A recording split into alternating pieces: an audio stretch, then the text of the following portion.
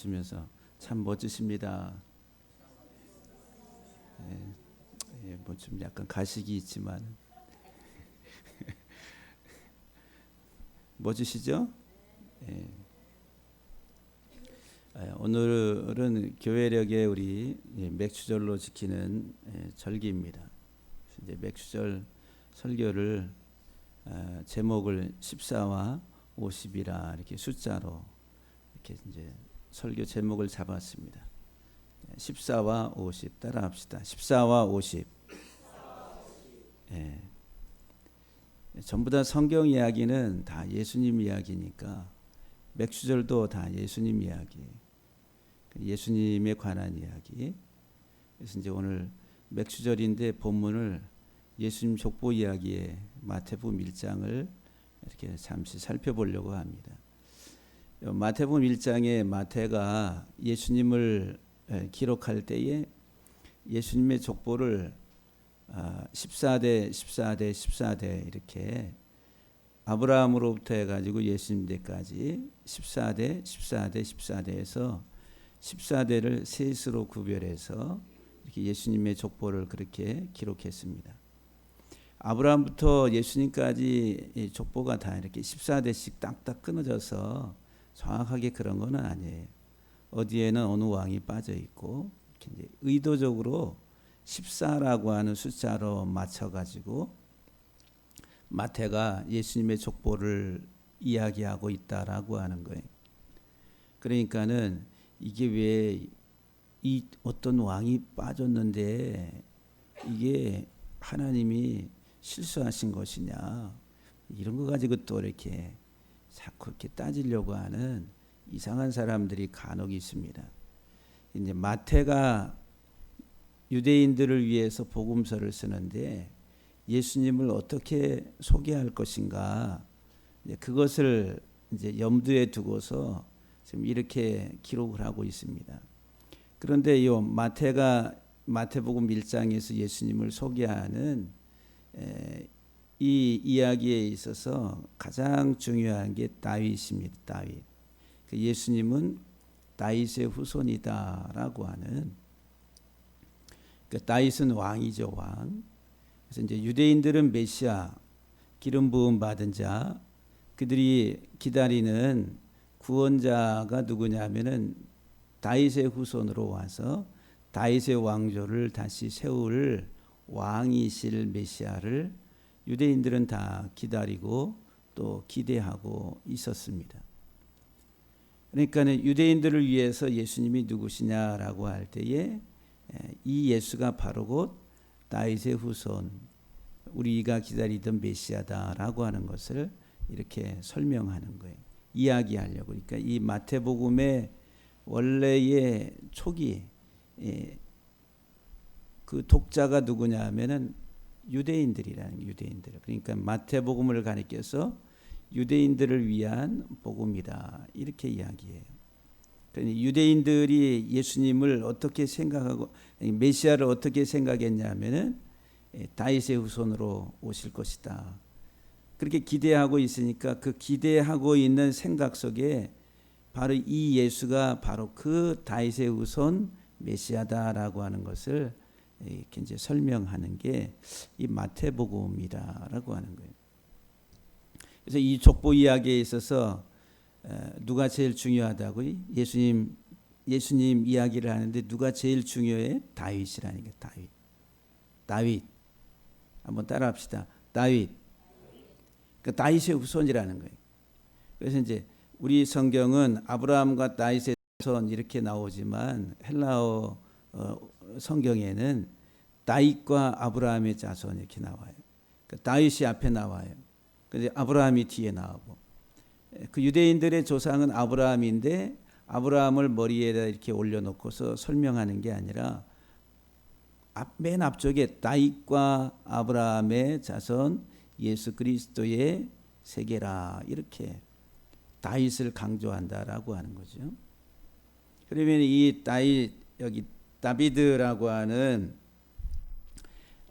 이 다윗이라고 하는 이름이 세 문자로 되어 있어요. 세 문자.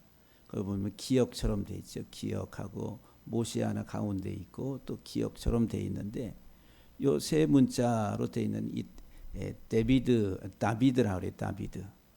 우리가 읽으면 다비드. 히브리 발음으로 읽으면 다비드. 그래서 여러분들 영어 이름에 데이빗 있죠. 미국에 가면은 데이빗 김, 데이빗 강, 우리 한국 사람들이 가서 특별히 이제 목사님들이 이제 영어 이름으로 표현할 때 데이빗 강, 데이빗 김 그래요. 그 데이빗이 그 흔한 이름이에요. 흔한 이름. 근데 그 데이빗이 다윗이라는 거 다윗. 그다음에 스티븐 그러죠. 그 스티븐 강 그러면 스테반이라는 스테반 강. 성경의 이름을 이제 가지고 그러면은 성경에 이런 이제 예수 이름이라고 하는 이름은 유대 그때 당시에 이름이 아주 흔했겠어요. 아주 희귀했겠어요. 예수라고 하는 예수아라고 하는 이 히브리 이름. 당시 유대 사회에 구약에도 보면은 예수아라고 하는 여호수아도 예수아. 그러니까는 일반 사람들도 예수아라고 하는 이름을 그냥 흔하게 이렇게 가지고 있는 보편적인 이름 가운데 하나입니다. 그러니까 이 데이빗이라고 하는 이 다윗도 당시에 아마 많이 가지고 있지 않았을까 이런 생각을 하는데 어쨌든 이 다비드라고 하는 이 다윗이라는 거예요. 다윗. 근데 이름의 뜻이 뭐냐면은 사랑하는 자 또는 사랑을 받는 자라. 사랑하는 자, 사랑을 받는 자. 어원이 이렇게 막 끓는다, 이렇게 비등하다. 그러니까 100도씨가 넘어가면은 막 끓잖아요. 예? 그러니까 여러분 사랑하면 어떻게 돼요? 속이 끓어요, 안 끓어요? 아, 끓죠. 애간장 다 녹듯이 막 끓습니다. 사랑하면은 이렇게 끓는다라고 하는 거예요. 그 열정적 사랑을 그렇게 이제 표현하죠. 이 다윗이라고 하는 이 데이비드 이게 이제 이름의 뜻이 사랑하는 자 또는 사랑을 받는 자라. 여기 이제 이 다윗을 이렇게 이제 설명을 좀 이 세 문자를 이렇게 구별을 이렇게 나눠놨습니다. 달렛이라고 하는 이 첫 번째 문자가 이 그림 문자인데 이 문의 문.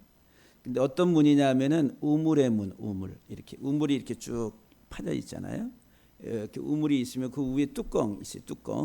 그 뚜껑이 이 달렛이라고 하는 이 문자의 원래 이제 우물의 문이다라고 하는 거예요. 우물의 문. 그래서 이제 이 달렛이라고 하는 요 우물의 문 뚜껑의 어원이 뭐냐면 물을 길어내다 이런 말이에요. 두레박을 가지고 이렇게 물을 길어내는 거, 물을 길어내다. 문 뚜껑이라.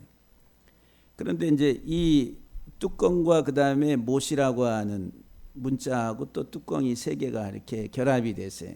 여기 여러분들 이렇게 냄비 솥이 이렇게 우물처럼 푹 파였잖아요. 그렇죠? 그 다음에 그 위에다 뚜껑을 올려놨어요.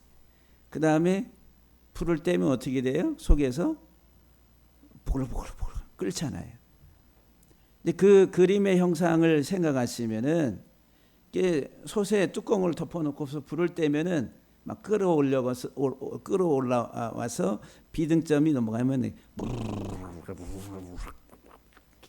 예? 막 끓는다라고 하는. 그래서 이제 사랑하다라고 하는 비유적으로 그런 뜻을 가지고 있습니다. 두 번째 이제 이 달렛이라고 하는 이 문자가 여성의 이 가슴을 상징해요. 고대 문자 가운데 있어서 여성의 가슴. 그 여성의 가슴에서는 아이에게 뭐를 먹여요? 젖꼭지를 물려가지고 젖을 먹인단 말이에요.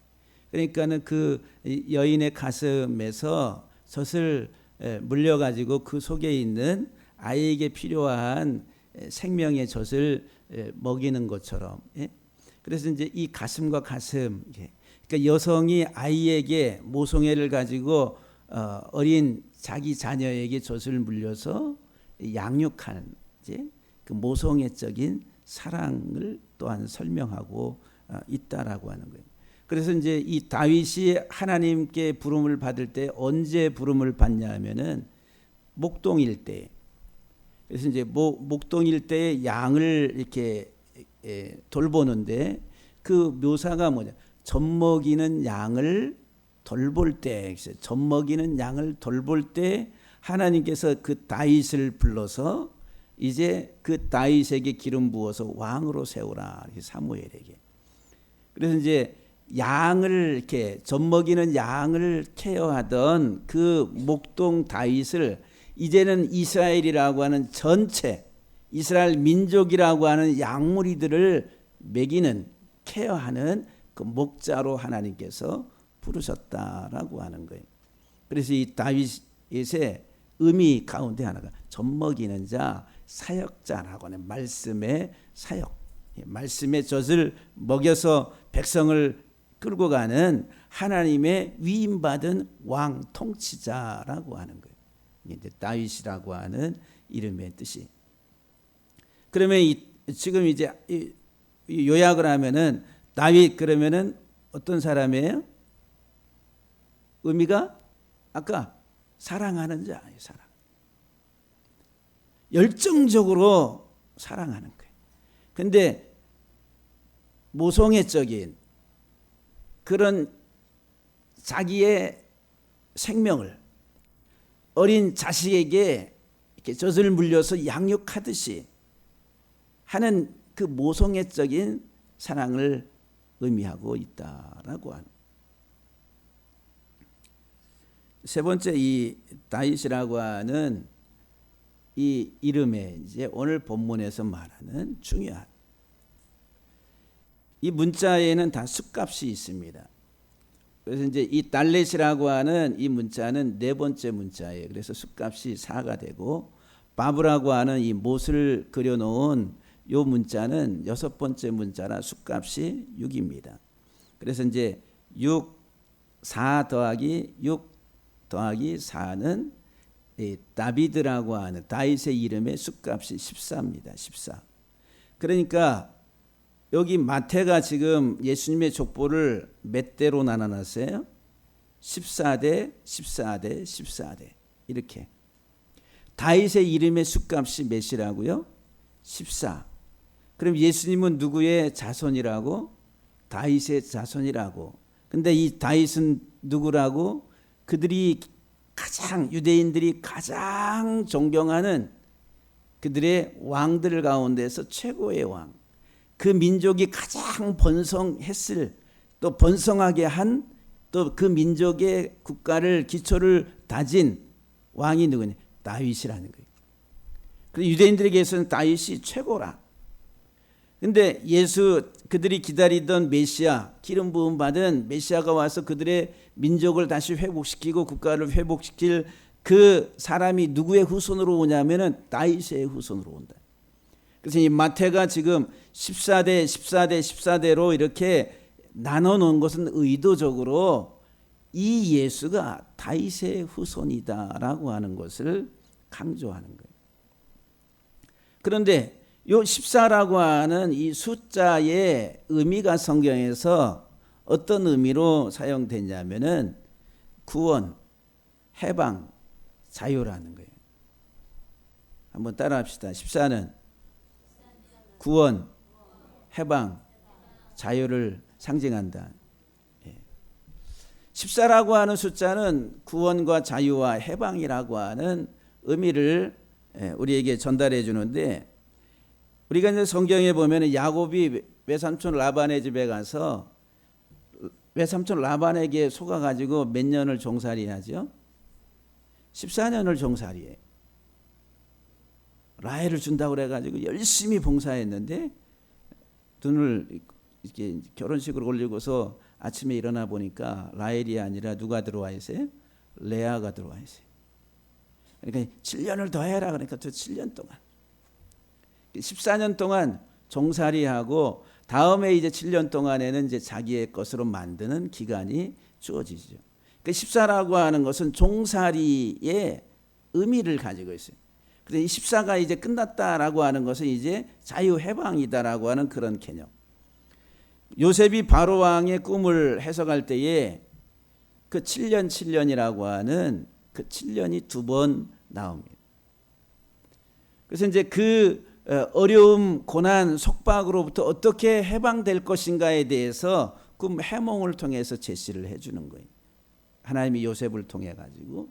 그러니까 그 7년 7년 두 번이 되는 14년이라고 하는 그 의미를 둔 것은 그 어려운 속박 속에서 어떻게 그 기간을 헤쳐나갈 것인가 라고 하는 그 지혜를 주는 것이죠.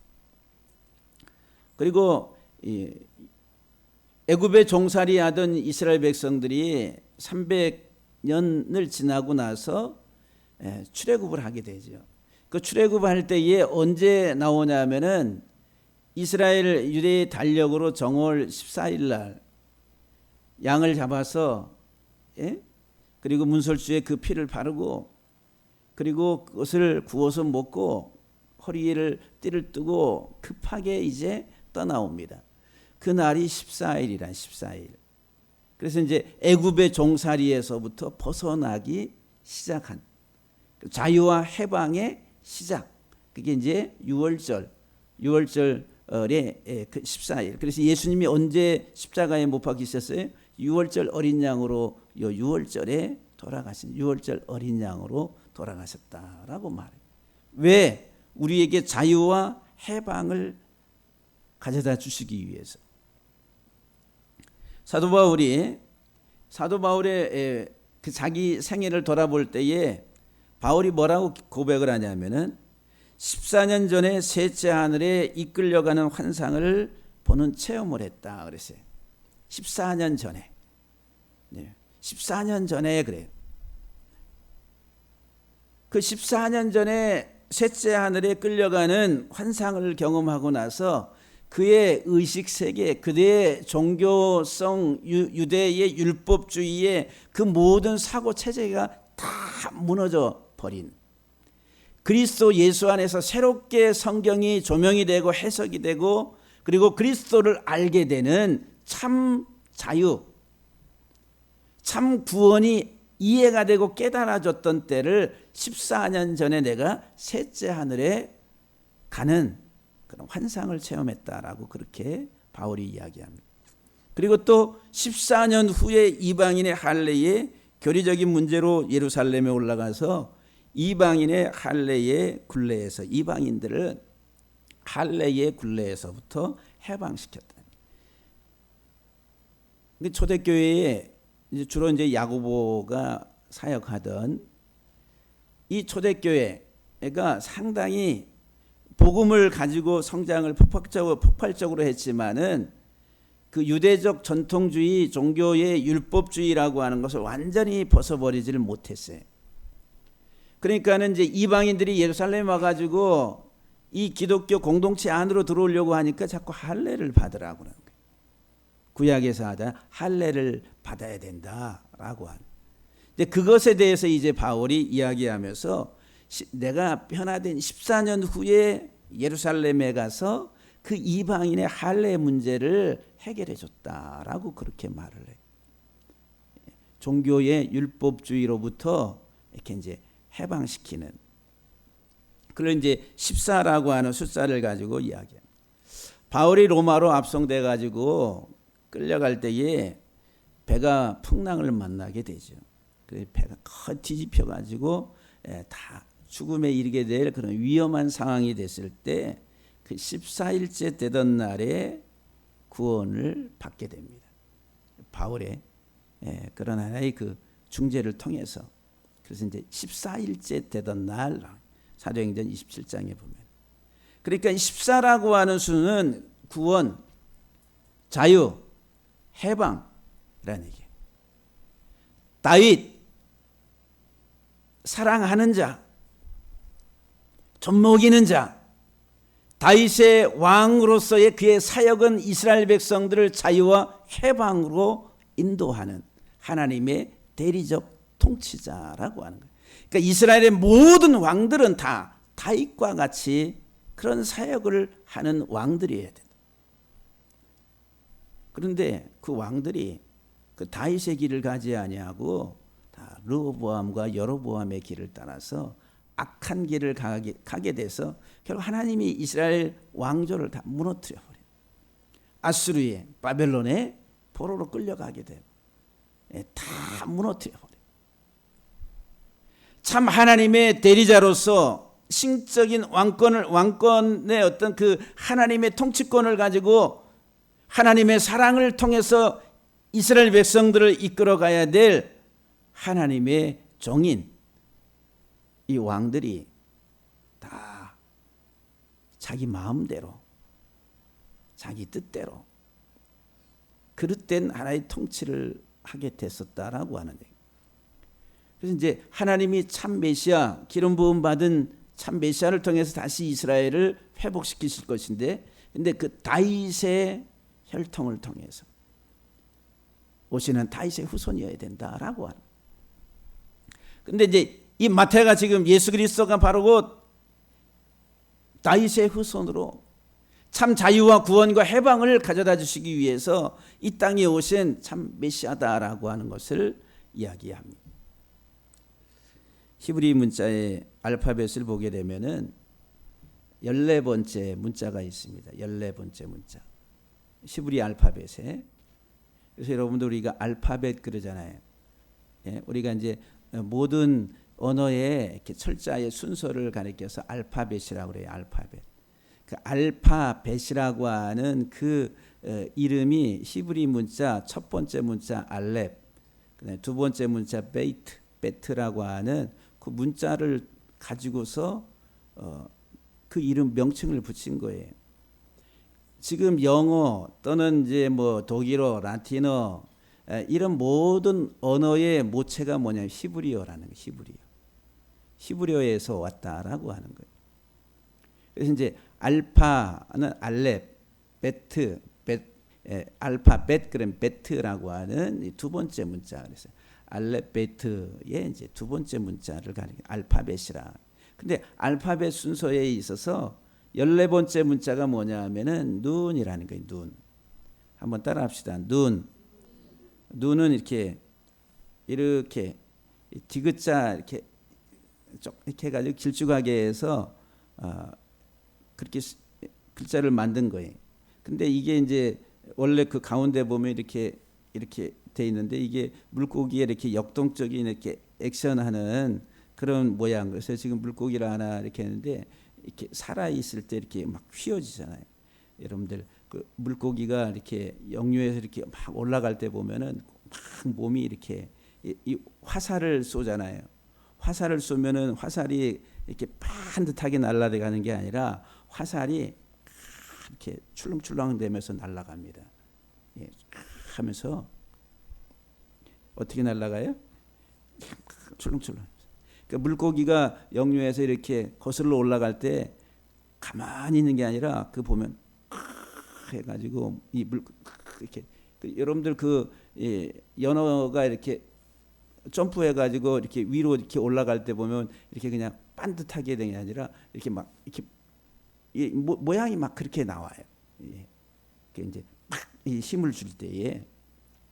그러니까 이 눈이라고 하는 문자는 물고기의 역동성을 말해. 살아있는 그 물고기의 역동성을 그림으로 표현한 문자다라고 하는 거예요. 그래서 이제 물고기라는 상징 그림이. 예.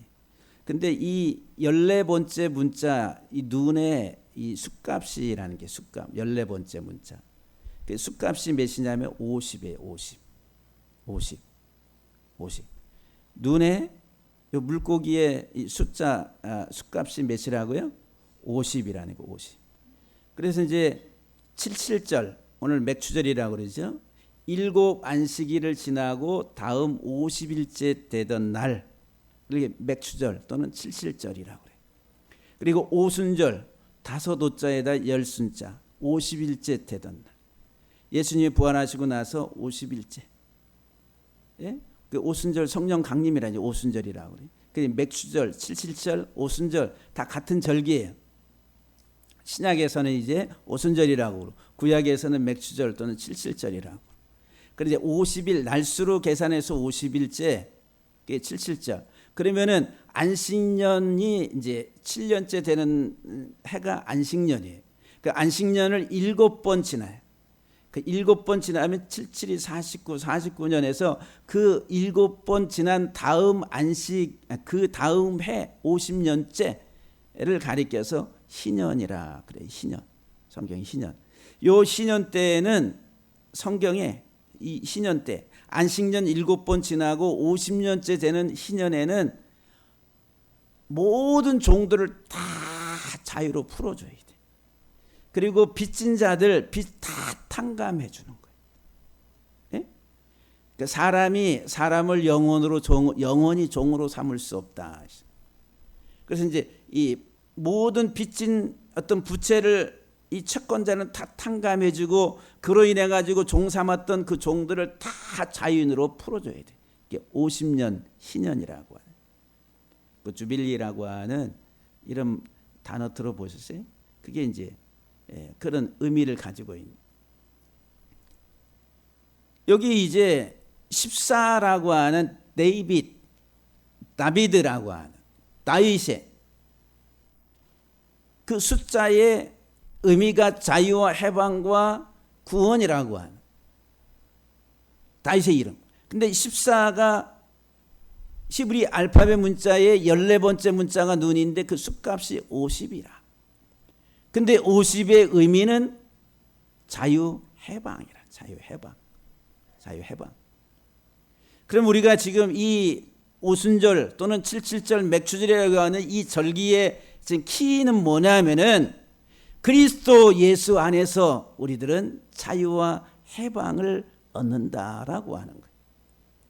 왜 우리가 이 절기를 지키고 이 절기를 기억하고 이 절기를 기념하느냐 하면은 예수 그리스도만이 나의 구원, 예수 그리스도만이 나의 참된 나를 자유케 하시는 나로 나를 해방시키시는 분이다라고 하는. 그래서 이제 이 50이라고 하는 숫자가 생명, 구원, 자유, 해방이라는. 다윗의 후손으로 이 땅에 오신 예수 그리스도는 바로 곧 우리의 죄를 구원할 자. 그래서 예수 이름이 뜻이 뭐예요? 구원자라니까. 구원자.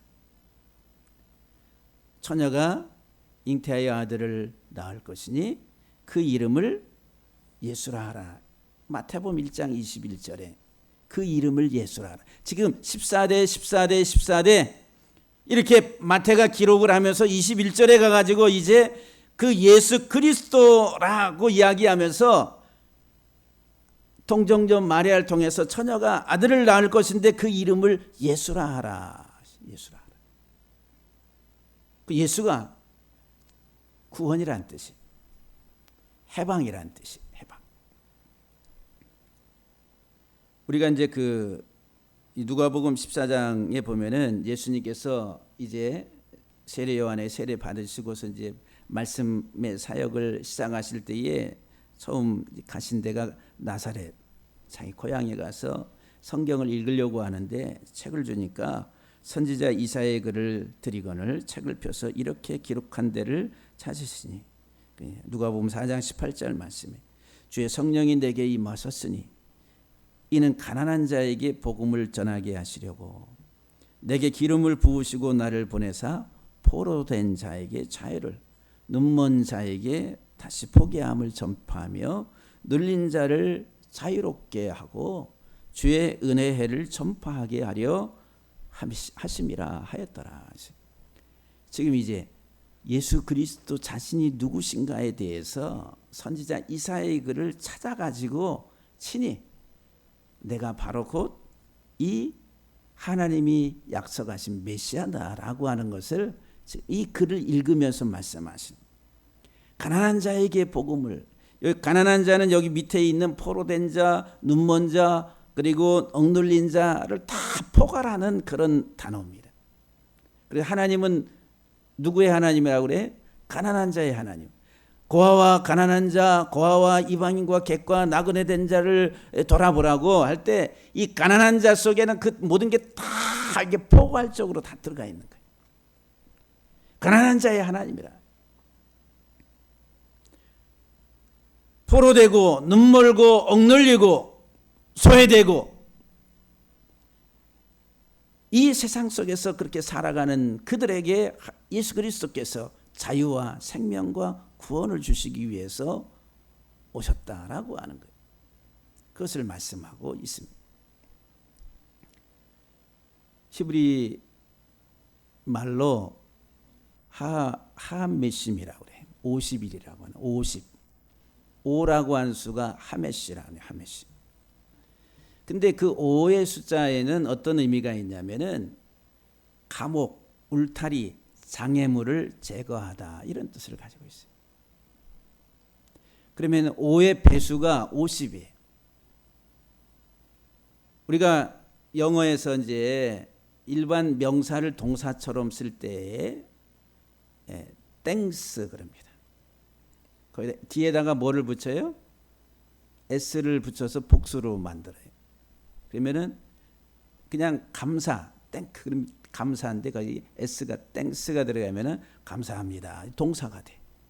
예?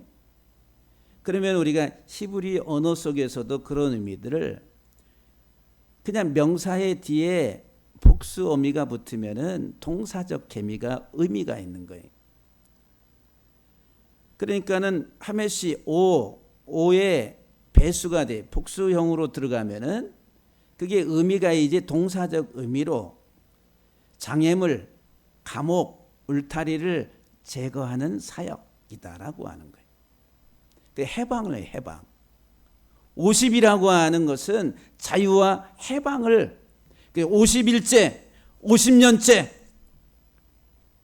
예수 그리스도는 우리의 참 구원자로서 예수 그리스도는 우리의 참 생명으로서 이 땅에 오셔서 우리에게 참 자유와 생명과 구원을 주시는 신년의 주체가 되시는 할렐루야. 이게 맥주절이에요. 맥주절. 보리 밀을 추수해가지고 드린다 해가지고 농경 문화 속에서 단순히 어떤 그런 개념이 아니라 그 안에는 이 복음을 설명하는 거 복음. 중요한 것은 그 복음. 그래서 이제 우리가 무슨 농경 문화에 삽니까? 무슨 장막절을 지키고 맥주절을 지키고 그 지키라는 얘기가 아니라 그것을 기억하고 의미를 살리고 그 의미를 통해서 예수 그리스도를 좀 더 명확하게 이해하라고. 문자적으로 자꾸 생각하고 이게 폐지해버리고 이거 폐지해버리고 율법 폐기론주의자들이라는 거예요. 미친 사람들입니다. 그러니까 여러분들이 정말 이 맥주절 그러면은 우리에게 참 자유와 해방과 구원을 가져다 주신 예수 그리스도를 다시 기억하고 오직 예수 그리스도 안에서만 우리의 눈이 열리고 우리가 갇혔던 우리들이 자유를 얻게 되고 눌린 우리들이 억압으로부터 벗어나게 되고 참 영적 생명에 이르게 됐다라고 하는 사실을 기억하는 것. 이게 오순절, 77절, 맥주절, 이게 희년이라는 거예요.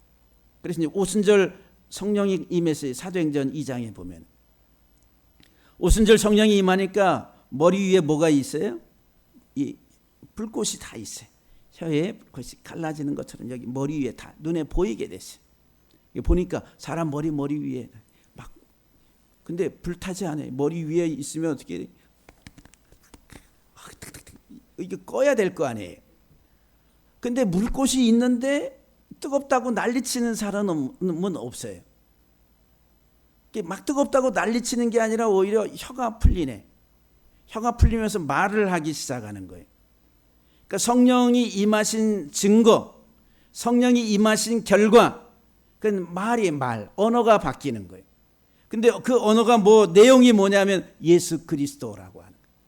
성령 충만한 사람, 예수 그리스도를 바로 아는 사람. 성령 충만한 사람, 온전히 예수 그리스도를 증거하는 사람.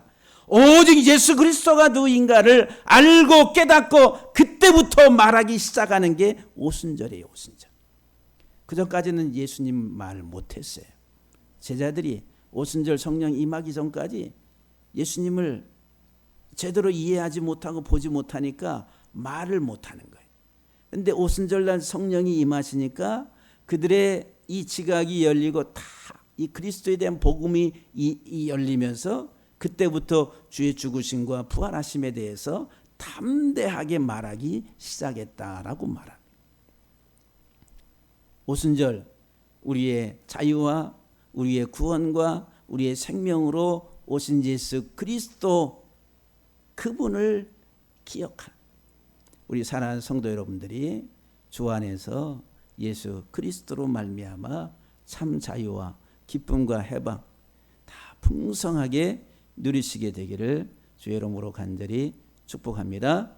할렐루야. 기도하시겠습니다.